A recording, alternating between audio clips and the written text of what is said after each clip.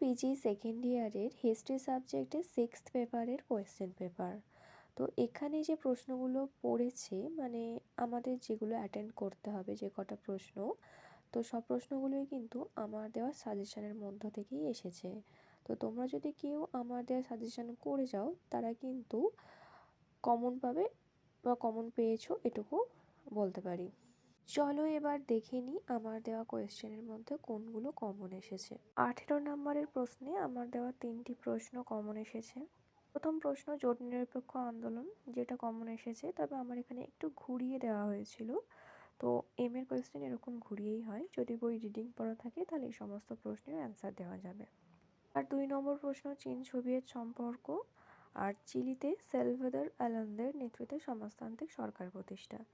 তো আমি এটা 12 নম্বরে দিয়েছিলাম, এটা 18 নম্বরে এসে গেছে।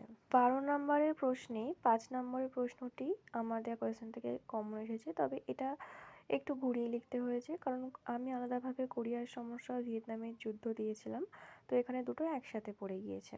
এরপর কিউবার ক্ষেপণাস্ত্র সংকট আমি দিয়েছিলাম, প্রশ্ন এসেছে ফিদেল কাস্ত্রো সরকারের সঙ্গে মার্কিন যুক্তরাষ্ট্রের সংঘাত, তবে এই দুটো প্রশ্ন কিন্তু একই।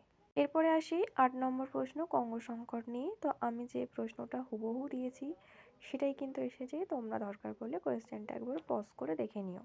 12 নম্বরে 3টে প্রশ্ন লিখতে হয়, তো এখানে একটা প্রশ্ন এক্সট্রা আছে, বাংলাদেশের উত্থানের প্রেক্ষাপট ও পটভূমি আলোচনা করো। এই প্রশ্নটা আমি দেখো 7 নম্বরে দিয়েছিলাম।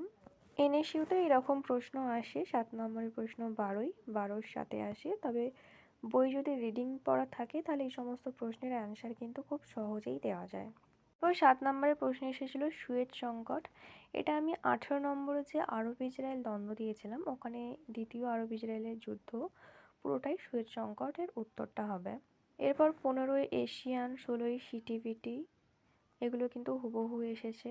আরেকটা প্রশ্ন ঘুরিয়ে এসেছে, মানে আফ্রিকার ঔপনিবেশিকতাবাদ বিরোধী আন্দোলন, যেটা আমি বর্ণ বিদ্বেষ নীতি হিসেবে দিয়েছিলাম। তোমরা এখানে আরেকটা জিনিস দেখো, আমি এখানে বিশ্বায়ন আশীর্বাদ না অভিশাপ এই প্রশ্নটা দিয়েছিলাম, এটা কিন্তু 18 নম্বরের বড় করে এসে গিয়েছে। সবশেষে এটা বলতে পারি, আমার সাজেশন যদি কেউ করে গিয়ে থাকো তাহলে কিন্তু তারা 100% কমন পাবে। এখানে কিন্তু যে প্রশ্নগুলো আমাদের অ্যাটেন্ড করতে হবে তার বাইরেও কিন্তু প্রত্যেকটা বিভাগ থেকে এক্সট্রা করে কোয়েশ্চেন পড়েছে।